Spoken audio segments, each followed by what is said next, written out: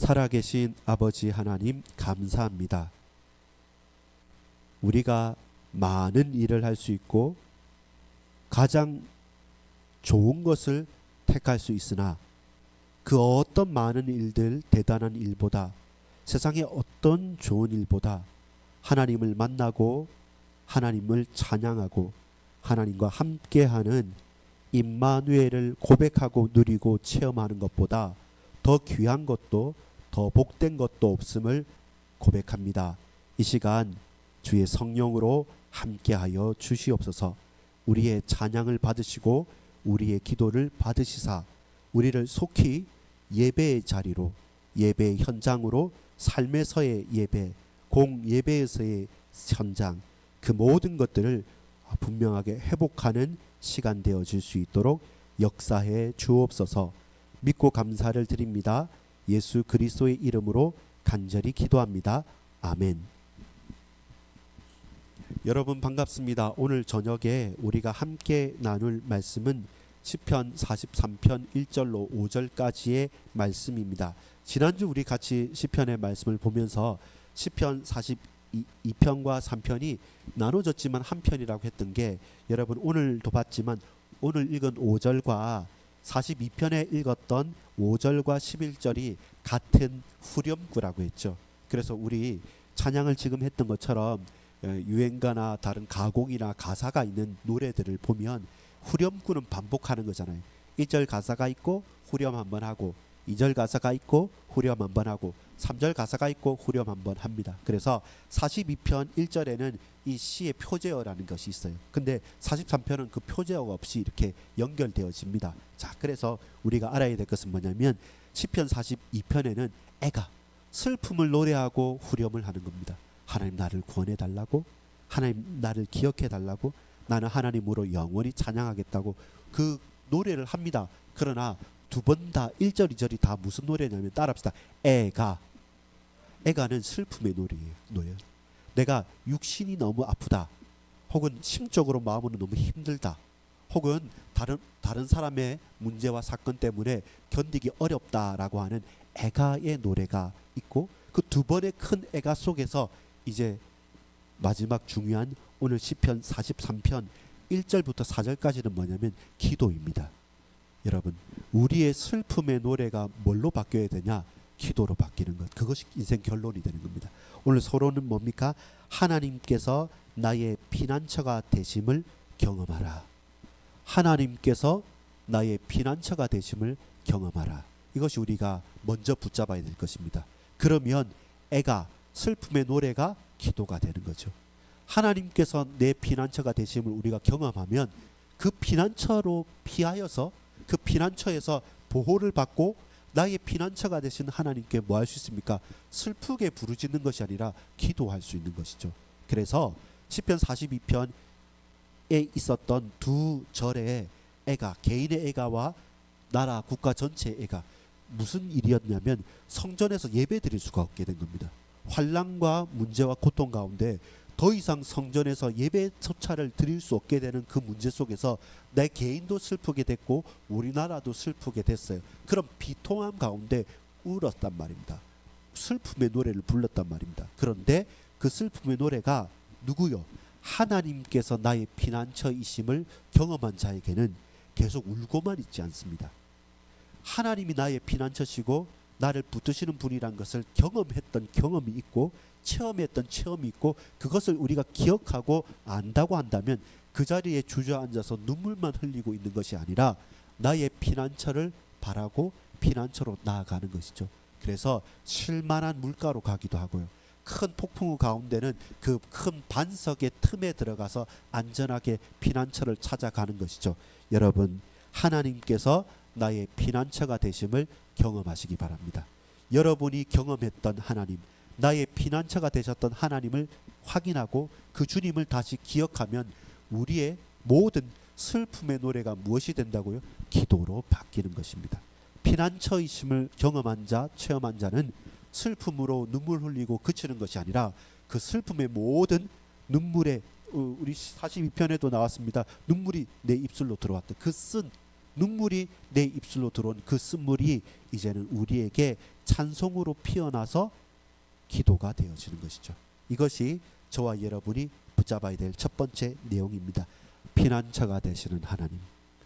나의 피난처가 하나님이시면 슬픔이 기쁨으로, 슬픔의 노래가 기도로 바뀌어지는 것입니다. 자, 1절에 보겠습니다. 하나님이여 나를 판단하시되 경건하지 아니한 나라에 대하여 내 송사를 변호하시며 간사하고 불의한 자에게서 나를 건지소서. 이 기도가 바뀌었죠. 너무 슬픕니다. 하나님 예배도 못 드립니다. 저들이 나를 죽이려 합니다. 어떻게 합니까? 라고 했던 그 부르짖음에서, 그 슬픔의 노래에서 뭐로 끝납니까? 내 송사를 변호하시며 간사하고 불의한 자에게서 나를 건지소서. 이 말은 뭡니까? 하나님께서 나를 그곳에서 건져 달라는 것은 뭡니까? 적극적인 기도인 것이죠. 슬픔의 노래로 그치는 것이 아니라 아주 적극적인 기도로 바뀌어지는 것입니다. 2절에 보면 주는 나의 힘이 되신 하나님이시거늘. 그는 어떻게 피난처이신 하나님을 깨닫게 됐습니까? 나의 힘이심을 그는 깨닫은 것이고, 또 어찌하여 나를 버리셨나이까? 내가 어찌하여 원수의 억압으로 말미암아 슬프게 다니나이까? 하나님이 내 힘이었는데, 근데 지금은 환경은 뭐냐면, 저와 여러분 잘 기억해야 됩니다. 하나님이 나의 힘이 되셨고 나의 피할 바위가 되시고 피난처가 되셨기 때문에 그 모든 슬픔의 노래가 기도로 바뀌었잖아요. 근데 문제가 딱 다가왔습니다. 문제가 뭐냐면 이전까지 하나님은 나의 힘이셨어요. 근데 지금 어떻습니까? 2절을 한번 읽어볼게요. 시작. 주는 나의 힘이 되신 하나님이시거늘 어찌하여 나를 버리셨나이까? 내가 어찌하여 원수의 억압으로 말미암아 슬프게 다니나이까? 하나님께서 나의 힘이 되시기 때문에, 피난처가 되시기 때문에 슬픔을 바꿔서 기도를 했어요. 근데 그 전까지는 하나님 내게 힘이 되시고 능력이 되셔서 역사를 하셨는데, 지금은 어찌하여 내게 응답하지도 않으시고 말씀하시지도 않으시고 마치 나를 버려두시고 저 원수의 손에 붙이신 것 같습니까? 라는 그의 고민과 걱정이 드러나게 됩니다. 무엇 때문에 문제와 혼란과 고통이 찾아옵니까? 두 번째 본론입니다. 뭐냐면 보세요. 피난처가 위로가 되지 못할 때가 있는 겁니다. 그 전까지는 피난처가 되셨기 때문에 기도를 할 수 있었잖아요. 내게 힘이 됐잖아요. 근데 어느 순간에 나의 피난처이신 하나님께 나아가서 그 하나님의 능력과 힘으로 보호를 받았는데, 근데 하나님께서 나의 위로가 못 되시는 거예요. 침묵하시는 것 같고, 내가 바라는 것 반대편으로 역사하는 것 같고, 저 사람들에게는 응답하는 것 같은데 나만 쏙 빼놓고 하는 것 같아요. 마치 친구들한테 여러분 같이 재밌게 놀고 하다가 은근히 나를 따돌린다, 아니면 영 따돌린다, 친구 나를 돌린다 라고 생각할 때는 너무 두렵잖아요. 그리고 너무 고통스럽잖아요. 그것처럼 사람이 나를 고통스럽게 나를 원망하거나 나를 따돌리는 것이 아니라, 나의 피난처가 하나님이셨는데 근데 왜 나에게 아무 힘이 안 되지? 왜 나를 돌아보지 않으시지? 왜 저 원수들이 날 죽이려 하는데도 내게 역사하지 않으시지? 예수 믿어도 별거 아닌 것처럼 느껴지고, 기도해도 기도응답이 되어지지 않는 것 같은, 찬양을 해도 목소리 입으로는 하지만 내 마음의 감동과 내 마음의 기쁨이 북돋아지지 않을 때, 그럴 때 그냥 저와 여러분 뭡니까? 계속 피해가는 거예요. 싫다는 거예요. 하나님께로 더 매달려야 되는데 매달리지 못하고 단절감을, 거기서 끊겨지는 것처럼 느껴지는 거죠. 피난처가 내게 더 이상 위로가 되지 못할 때, 그때 저와 여러분 어떻게 하시렵니까? 뭘 해야 됩니까? 특별한 뭔가를 해야 됩니까? 우리는 주로 그렇게 해요. 금식해야 된다, 아니면 뭔가 또 딴 거 뭘 해야 된다, 이런 거 저런 걸 해야 된다, 막 이렇게 여러 가지 다른 것을 하는데, 여러분 그때마다 정말 놀라운 게 있는데, 그게 뭐냐면 그냥 하는 겁니다.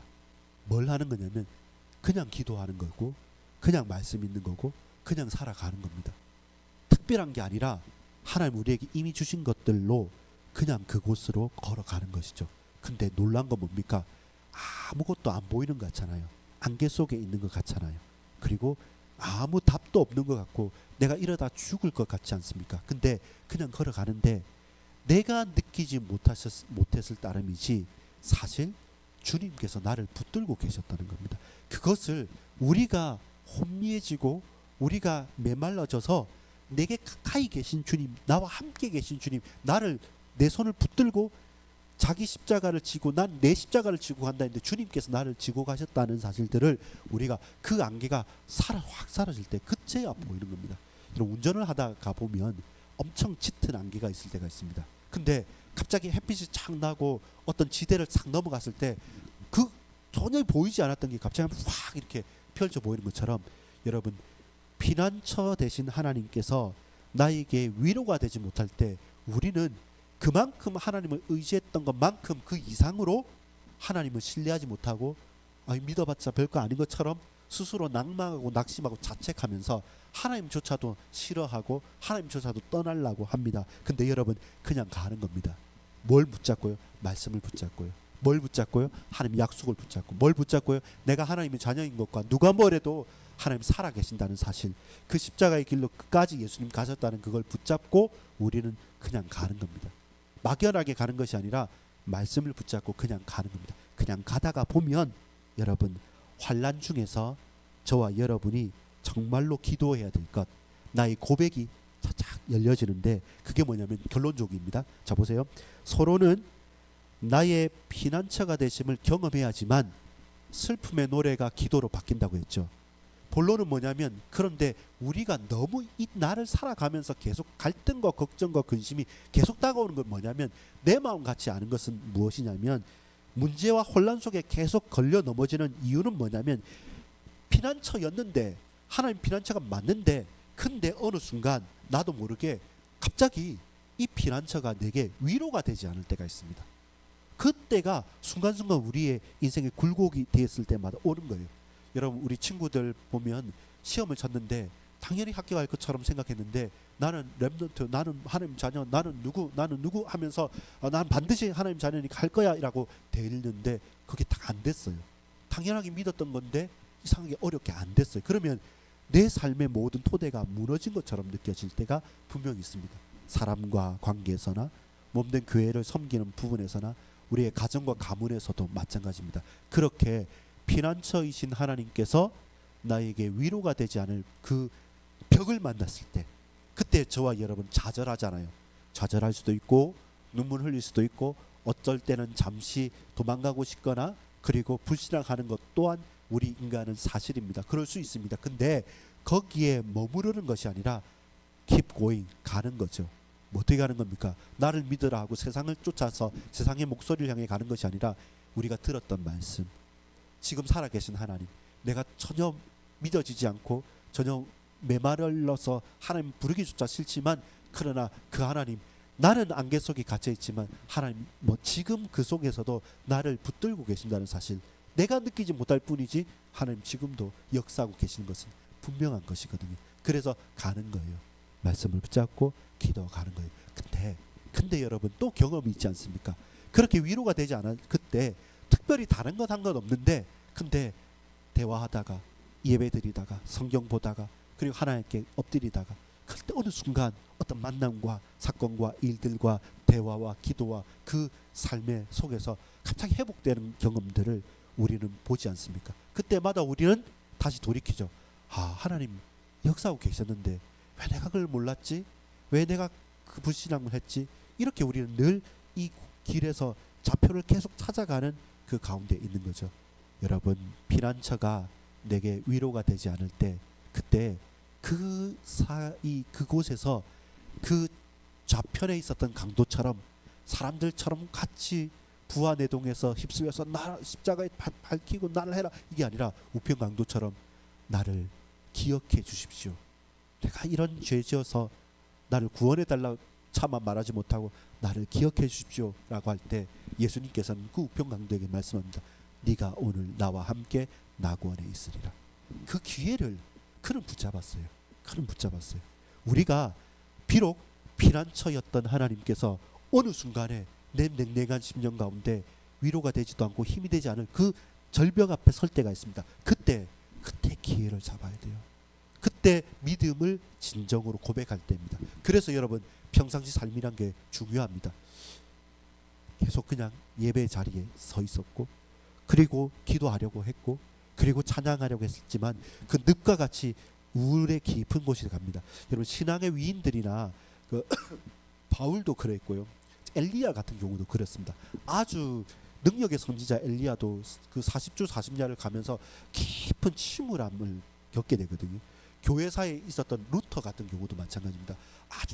아주 내 인생의 죄라는 것과 육신의 이 문제 가운데서 죽음이라는 사건을 가지고 그렇게나 매어 달렸던 사람입니다.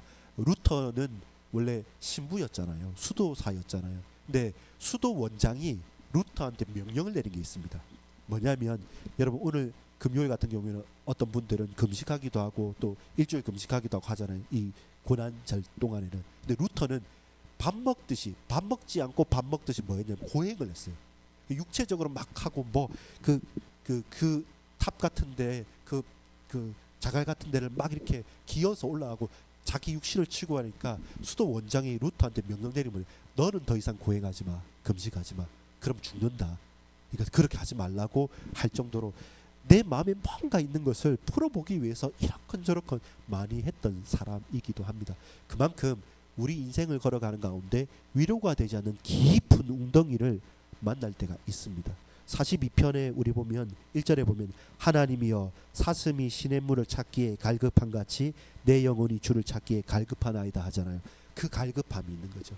이것은 앞에 있는데 저기 우물이 있는데 이거 너무 목마르니까 마셔야지 이게 아닙니다. 아침에 일어나서 목이 마를 때 여러분 정수기에서 물을 빼 마시는 거 빨리 물 마셔야지 하는 게 아니라 너무 가란데 시냇물이 어딘지 몰라요. 모르기 때문에 그 갈급함을 가지고 막 찾아 헤매는 그런 갈급함입니다. 그런 갈급함입니다. 그것처럼 갈급함 가운데 있는 사람들이 그 피난처가 내게 위로가 되지 않을 때 가는 거죠. 어디로요? 원래 있던 데로 가는 거죠. 그래서 저와 여러분이 예배자가 중요합니다. 찬양의 사람이 중요합니다. 내 가슴에 있는 게 중요해요. 내게 친한 것이 도박과 중독과 마약이라고 하면 그 갈급할 때 성령 충만 받고 같이 동역자들이 많고 뭔가 은혜가 될 때는 예배도 드리고 이겨내는데 갈급할 그때 내게 친한 것이 마약이고 도박이고 중독이라면 그쪽으로 다시 돌아가게 되는 거죠. 그래서 우리는 아무리 갈급하더라도 하나님의 말씀과 기도와 예배의 자리에 서는 것, 그것이 우리가 살 길이라는 것이죠. 그걸 놓치지 말아야 됩니다. 반드시 우리 자녀들, 후대들, 저와 여러분 온 가족들이 그 부분만큼은 회복할 수 있어야 합니다. 그것이 우리가 반드시 결단해야 될 그 부분입니다. 결론 맺겠습니다. 그렇다면 이런 환난 가운데 저와 여러분은 어떻게 기도해야 됩니까? 하나님께서 내게 아무 위로가 되지도 않고 예수 그리스도 이름을 불러도 너무 메말라서 담담하게 그냥 먹먹하게만 느껴질 바로 그때 그런 환난 가운데 우리는 어떤 기도를 해야 됩니까? 42편 1절에 오늘 읽었던 것처럼 금방 사슴이 시냇물을 찾는 것처럼 43편 1절도 마찬가지입니다. 무엇입니까? 나를 건지소서. 하나님, 이런 나를 있는 그대로 내어놓고 이런 나를 건져달라는 겁니다. 내가 목사인데, 내가 중직자인데, 내가 누군데 신앙생활을 얼마나 했는데 그걸 내세우는 게 아니라 그런 나이지만 지금 무너졌습니다. 지금 갈급합니다. 그래서 나를 건져주십시오. 나를 살려주십시오. 나를 건져주십시오. 그게 우리 기도여야 합니다. 저도 좀 전에 앉아서 그래 맞다 내 문제인데 하나님 나를 건져주십시오. 나를 구원해 주십시오. 나만 바뀌면 되는데 왜 십자가에 달려야 되는데 왜 나 십자가에 다른 사람 달리게 만들려고 하느냐. 내가 또 다른 자평 강도처럼 또 다른 빌라도처럼 또 다른 저 헤롯 왕처럼 내가 왜 계속 십자가에 못 박는 자리에 있느냐. 내가 달려야 되는데 이 생각이 필요한 거죠. 그래서 나를 건지소서. 다른 사람이 아닙니다.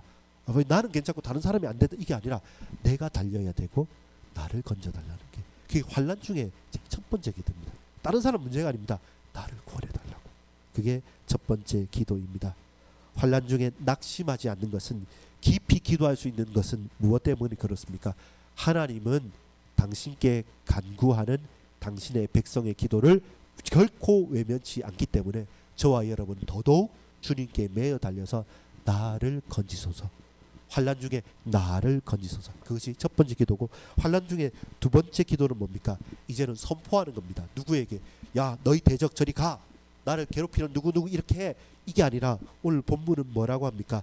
내 영혼아, 내 영혼아. 누구에게요? 자기 자신에게 말하는 거예요. 내 영혼아, 뭐 하지 말라? 낙심하지 말라. 다른 사람한테 다른 사람에게 내게 힘을 주십시오. 나를 위로해 주십시오. 나를 격려해 주십시오. 이렇게 말하는 게 아니라 뭐라고 말하면, 환난 중에서 기도하는 것은 딴 사람은 안 도와줘요. 또 내 사정 몰라요. 그래서 하나님께 나를 건지소서. 두 번째는 뭡니까? 내 영혼아 낙심하지 말라. 환난 중에 제일 힘든 것, 가장 중요한 포인트는 뭡니까? 자신을 지키는 겁니다. 환난 중에는 막 폭풍이 휘몰아칠 때 다 두려워하잖아요. 다 흔들리잖아요. 근데 나만 흔들리지 않으면 돼요. 저도 그런 경험이 있었습니다. 제가 막 흔들리라 할 때 다른 분들이 찾아와가지고 당신만 흔들리지 않고 목사님만 흔들리지 않으면 된다 말할 때 나 흔들리고 있었던 거였거든요. 아, 그래, 다 흔들려도 나만 흔들리지 않고 딱 내 마음과 생각을 지킬 수 있다면, 그래, 그러면 이 폭풍우가 지나가고 이 환난이 지나가면 하나님 부족한 나를 통해서 붙이시고 세우실 거잖아, 이거죠. 나를 건지소서. 내 영혼아 낙심하지 말라. 다른 사람한테 말할 필요 없죠. 환난 중에 누가, 그러면 다른 사람 변하지 않아도, 다른 사람 바뀌지 않아도 이 환난은 바뀔 수 있습니다. 어떻게 해요? 내가 건짐을 당하고 내 영혼아 낙심하지 말라, 우리가 스스로에게 선포하고 하나님 언약을 붙잡으면요, 그냥 기도하는 것이 아닙니다. 이 믿음을 가지고 기도하는 겁니다. 내가 내 영혼에게 선포한다. 누구 이름으로? 예수 이름으로. 여호와 하나님을 언약을 붙잡고 내 영혼아 낙심하지 말라. 내 마음과 생각을 지켜주옵소서. 그러면 환난이 아니라 확신으로 바뀌어지는 것이죠. 마지막입니다. 환난 중에 세 번째 기도는 뭐냐면 하나님께만 소망을 두라라는 겁니다. 여러분, 하나님께만 소망을 두니까 두 개가 회복이 됩니다. 이것이 가장 실천적인 거죠. 사실 이게 제일 보이는 겁니다. 하나님께 소망을 뒀을 때 실천적으로 바뀌는 게 뭐냐면, 오늘 본문에 있는 3절에서 4절 볼까요? 보세요. 주의 빛과 주의 진리를 보내시어 나를 인도하시고 주의 거룩한 산과 주께서 계시는 곳에 이르게 하소서. 그런즉 내가 하나님의 제단에 나아가 나의 큰 기쁨의 하나님께 이르리이다. 하나님이여, 나의 하나님이여, 내가 수금으로 주를 찬양하리이다. 자, 3절 4절은 뭡니까? 성전에서의 예배입니다. 무엇이 회복되어졌을 때요? 1절 2절에 무엇이 회복되었을 때? 삶에서의 예배가 회복되었을 때. 저와 여러분이 누가 뭐라고 해도 내 영혼을 구원케 하고 나를 건지십시오. 내 영혼아 낭망하지 말고 낙심하지 말고 하나님만 바라라 라고 스스로가 각자의 삶에서의 예배의 자리를 회복할 때 따라오는 것이 무엇입니까? 공예배의 자리가 회복되는 거죠. 오늘 3절 4절은 하나님이 계신 거룩한 산 예루살렘, 주께서 계시는 곳 성소 성전, 그곳에서 찬양을 하게 되는 거죠.